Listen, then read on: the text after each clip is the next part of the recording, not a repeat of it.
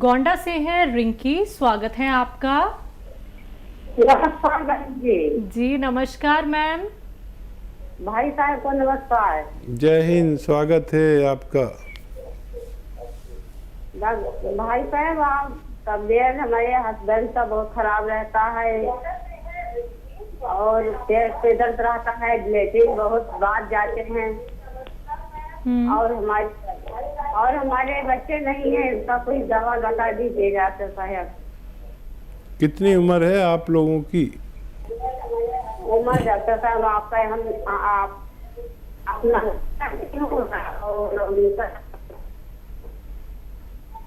Ma'am दोबारा से उम्र बताइए। मैम नेटवर्क में आके बात कीजिए। हस्बैंड का उम्र कि अपना उम्र? दोनों का 40।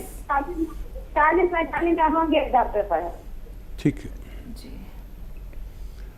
अच्छा देखिए, जो भी स्त्री पुरुष मेरी बात सुनते हैं, प्रोग्राम देखते हैं, वो समझ लें कि स्त्रियों के लिए महीना होना ज़रूरी है बच्चा पैदा करने के लिए। अगर मेंसेस नहीं होते हैं तो सबसे पहले मेंसेस होने का दवा लेनी चाहिए। पुरुषों के लिए ये ज़रूरी है कि उनकी वीर्य में कीटाणु होना ज़रूरी है, और वो भी एक बड़ी मिकदार में, और इनका टेस्ट कराना ज़रूरी है। अगर ये सब ठीक है और उसके बावजूद कोई बच्चा नहीं होता है तो देखिए, ये आता है गौन चिलगोज़ा एक चुटकी में जितना आए, हस्बैंड और वाइफ दोनों खाएं। और खाना कैसे है? इसबगोल की भूसी या सत इसबगोल या कई नामों से जानते हैं इसे। ये पंसारी के यहाँ भी मिलती है और मेडिकल स्टोर पर मिलती है। इसबगोल की भूसी 1 या 2 चम्मच गर्म दूध में मिलाएं और एक चुटकी, इससे ज़्यादा नहीं, बहुत तेज़ होता है, चिलगोज़े का गोंद बहुत तेज़ होता है, एक चुटकी इसमें मिला के रोज़ाना रात के समय पूरे 24 घंटे में एक बार, दोनों भी ले सकते हैं या जिसे परेशानी है सिर्फ वो भी ले सकते हैं। तो इससे आपका मुराद पूरी हो सकती है। अगर बार बार लैट्रिन जाना पड़ता है उन्हें, अगर लैट्रिन ज़्यादा आती है तो उनको चाहिए कि बादाम का गोंद पंसारी के यहाँ मिलता है, बादाम का गोंद, वो पाउडर बना लें और 2 ग्राम सुबह 2 ग्राम शाम पानी में मिला कर उन्हें पिला दिया करें। उनकी ये परेशानी भी अच्छी होना मुमकिन है। लेकिन गौन चिलगोज़ा असली लें, समझ कर लें, उसमें अक्सर नकली मिलता है। अगले कॉलर हैं हमारे साथ बिजनौर से शशि जी, स्वागत है आपका। जी मैडम नमस्ते। जी नमस्कार मैम। सर मेरी कल की बात हुई थी के बारे में सकती है। उसे जो पहले तो आप बताया था वो जो वो नाव वाली थी पाकिस्तान, तो उसमें मैंने रिसोड़ा मंगवा लिया। वो रिसोड़ा पाकिस्तान एक ही है, अलग अलग है सर? एक ही है, एक ही है। एक ही है जी। जी जी जी जी सर, तो सर एक बात करनी है आपको मेरे पोती के बारे में भी और अपने भी। इसके दिक्कत है, एकदम सांस है कर रही हो, तो आपसे दवा पूछी थी कल मैंने। आपने दवाई बताई थी मेथी उबाल के गरम करके वो पानी धे के और उसका सोडे का जरा सा चुटकी सोडा बताया था आपने। ये खाते टाइम बहुत करे, जब खाने बैठेगी जब भी ज्यादा करेगी, ऐसा करेगी, बहुत परेशान है। इसके पेट में भी दर्द रहता, लीवर में दिक्कत हो गई थी। इससे पहले सोचती थी फैट बढ़ रहा था इसका वजन, पर वजन अब भी बढ़ रहा है इसका। जैसा कोई तली वाली चीज खा ले है क्या कैडी खा ले तो इससे दर्द होता है पेट में। ठीक है, ठीक है। आप इसे ये नुस्खा दें, 2-4 दिन 6 दिन देंगे तो मेथी वाला नुस्खा आप दें। शायद कल ही बात हुई थी आपसे। तो ये इसका रोग अच्छा हो जाए तो फिर दूसरे रोगों के लिए भी आप नुस्खा पूछ सकते हैं। पहले इसको इस्तेमाल करें और फ़ायदा उठाएं। दिल्ली से हैं लाजवंती जी, स्वागत है आपका। हेलो लाजवंती जी, आपको मेरी आवाज मिल पा रही है? हाँ जी, नमस्कार। जी नमस्कार मैम। हाँ नमस्कार गुरु जी। आपका तो नाम लाजवंती जी दवाओं वाला नाम है। पहले भी शायद बात हुई है आपसे। हाँ जी, मेरी 2 बार बात हो चुकी है आपसे। कोई प्रोग्राम ऐसा नहीं कि मैं आपका नाम ना लेता हूँ। हाँ, पहले मेरा नाम आपने गलत किया था, लता नाम लिया था जी। हाँ तो और बहुत बहुत नमस्कार आपको, आपके चरणों में कोटि कोटि नमन मेरा। स्वागत आपका बहुत। हाँ, मैं पूछना चाह रही थी, मेरे 3 सवाल हैं आपसे। एक तो जो गोंद मोरिंगा है, तो ये सफेद वाला जो आप देते हैं, तो हमने जो पेड़ से निकाला है वो तो थोड़ा ब्राउन कलर का होता है, और जो काला गोंद ये कौन से पेड़ का होता है? ठीक है। और एक मेरे दामाद के दोस्त हैं, उनकी उम्र हो गई कोई 55-56 साल, और उनके पैर में गैंग्रीन हो गया है। उनके पैर का काटने की नौबत आ गई, तो उनके लिए कोई इलाज हो तो बताइए आप प्लीज। ठीक है। अच्छा देखिए, जो गोंद मोरिंगा है ये जब फर्टिलाइज़र में पैदा होता है तो ऐसा होता है जैसा आपको मिलता है पेड़ से, और वो प्रोसेस नहीं हुआ होता, तो उसको लोग इस्तेमाल करते हैं। ये जो गोंद मोरिंगा है, इसको जब हम 3 साल तक किसी खेत में फर्टिलाइज़र नहीं डालते और गोबर की खाद और ऑर्गेनिक खाद जो डालते हैं, जिसे ऑर्गेनिक कहते हैं, तो वो ऐसा होता है जैसा मैं बताता हूँ। और जो आप बता रही हैं वो फर्टिलाइज़र वाला है, जो प्रोसेस भी नहीं हुआ होता। हम जो देते हैं वो एक प्रोसेस वाला होता है और उसी को असली माना जाता है, असली इसको भी माना जाता है, लेकिन ये किसी काम का नहीं है सिवाय इसके कि आपको विटामिन सी वगैरह दे दे। और दूसरा सवाल आपका कि गोंद स्याह कौन से पेड़ से आता है, ये आबनूस का पेड़ होता है।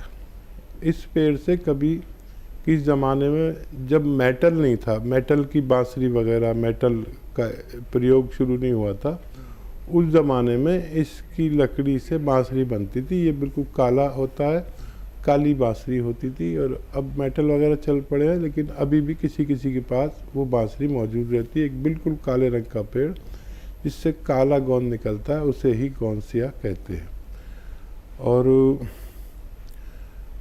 एक कोशिश कर सकते हैं, वादा कुछ नहीं, उनको डॉक्टरों की दवाओं के साथ आप अलसी को हल्का सा भून लें और 1 चम्मच अलसी खिलाएं मरीज़ को, और 1 चुटकी नमक ज़ैतून, 1 चुटकी खाने का सोडा 2 गिलास पानी में मिलाकर 1 चम्मच अलसी दें। 1 टाइम दिन में या 2 टाइम लगातार दें। कुछ फ़ायदा हो तो हमसे आप बात करते रहें, वरना आप डॉक्टरों की बात मान सकते हैं। नूर मोहम्मद अंसारी जुड़ गए हैं हमारे साथ, स्वागत है आपका सर। हकीम साहब अस्सलाम वालेकुम। वालेकुम अस्सलाम। आपके ज़हूर साहब खुशामदीद, जहे नसीब, आपसे बात हो रही है, बताइए। हकीम साहब, मतलब मेरा ये है कि जैसे एक बच्ची है, मतलब उसके मतलब क्या है, जो 3-4 तो बच्चे हो गए, तो मतलब उससे जो दूसरा बच्चा होता है ना, जब से मतलब 7-8 साल हो गया, तो उसके बच्चे दानियाँ बाहर आ रही है। तो उसके लिए धनिया, अलसी, आंवला, डोडे और चिलगोंजा गोंद मतलब दे सकते हैं, तो उससे फायदा होगा, और कुछ देना उसको। और दूसरा सवाल ये है हकीम साहब, मतलब मैंने मतलब सब जगह ट्राई कर लिया, कोई ना लहसुन का जूस, ना अदरक का जूस, कोई भी निकाल के नहीं दे रहा। मतलब 4-5 पेशेंट है, उनको देना है, तो उसके लिए कुछ बता दो भाई, कैसे निकला कैसे नहीं निकले। और दूसरी बात, अगर वो दयावती जी से अगर बात हो जाती तो वो नुस्खे भी वही बता देती भाई, कैसे निकला कैसे नहीं निकला।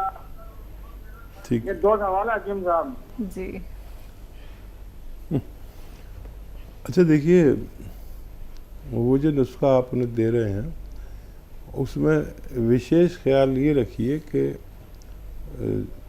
उसमें उन्हें एक ही बार वो नुस्खा दें जिनकी बच्चेदानी बाहर को आ गई है, और उसमें एक चुटकी ही ये वो जो मैंने गोंद बताया चिलगोजे गोंद, वो बस एक चुटकी ही देना है पूरे 24 घंटे में उस नुस्खे के साथ।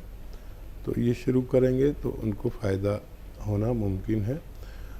और एक बात ख्याल रखें कि दयावती जी ने खुद कहा था, और मैं भी बताता हूँ कि लहसुन को पीसा भी जा सकता है, लेकिन पानी में नहीं, सिरके में पीस लें, सिलबट्टे पे पीस लें या जैसे भी आप पीसें। और अदरक का जूस तो उसी में निकल आता है जिससे आप गाजर का जूस निकालते हैं ना, उसी में अगर गाजर की जगह अदरक डाल दें तो उसका जूस निकल जाता है। ये तरीका है।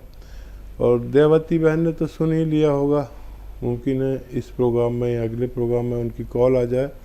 वो लोगों को बहुत फ़ायदा कर रही है। और ये मशीनें आती हैं, कोई निकाल के नहीं देगा, मशीनें आती हैं जो प्रोफेशनल यूज़ के लिए होटल वाले यूज़ करते हैं, तो उसको आप लेंगे तो ये सब बहुत आसान है। पहले मैं भी परेशान रहता था कैसे निकालें, फिर वो मशीन मिली, फिर तो हमने प्लांट लगा लिया।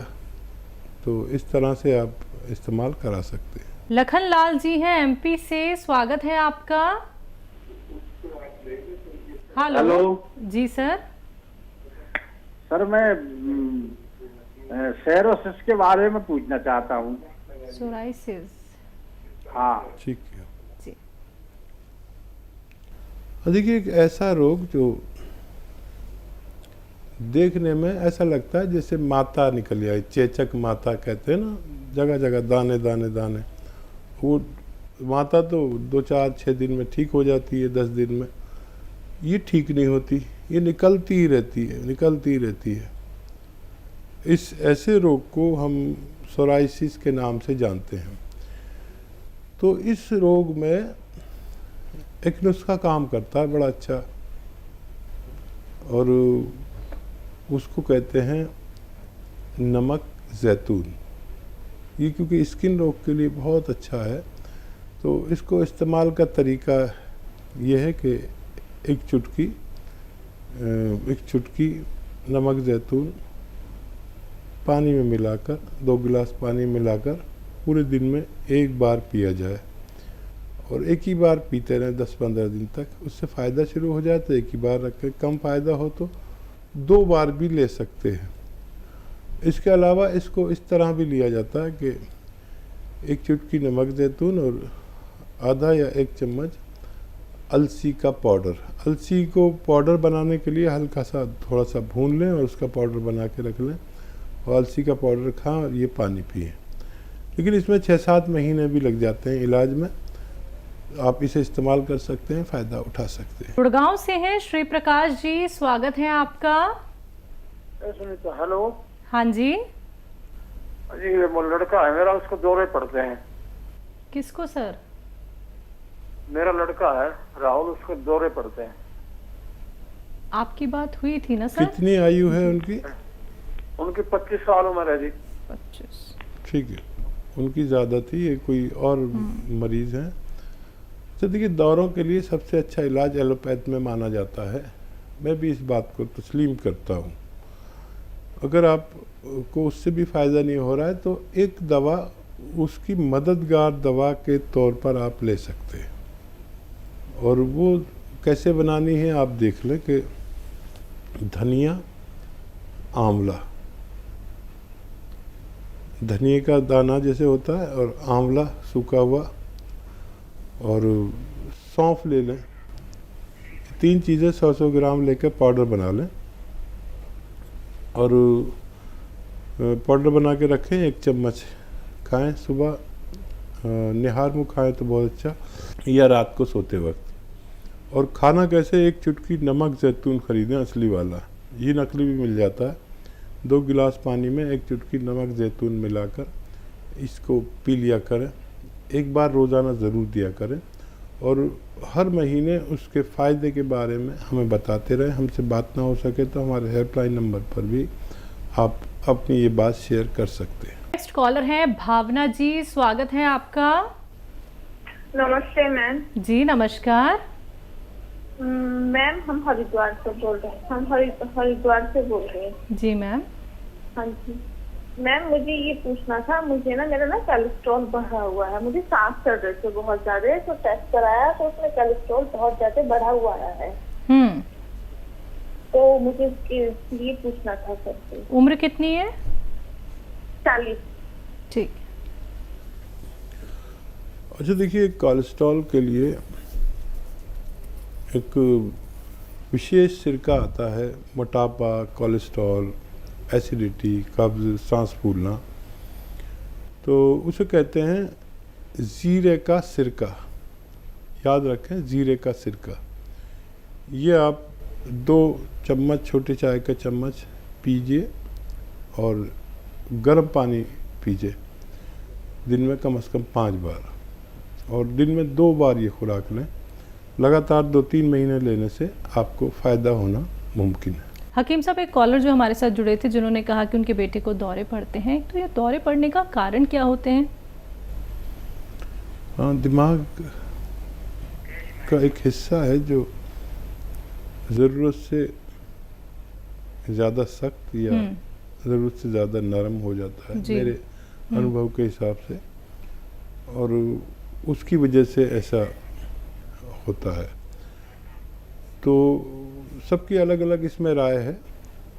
हमारे जिस्म में हर चीज़ की एक लिमिट है, और वो लिमिट चाहे दिमाग में हो या खून में हो या किसी भी चीज़ में, कि कितना खून कितना होना चाहिए, ग्लूकोज कितना होना चाहिए, आयरन कितना होना चाहिए, उससे कम या ज़्यादा होना बीमारी है।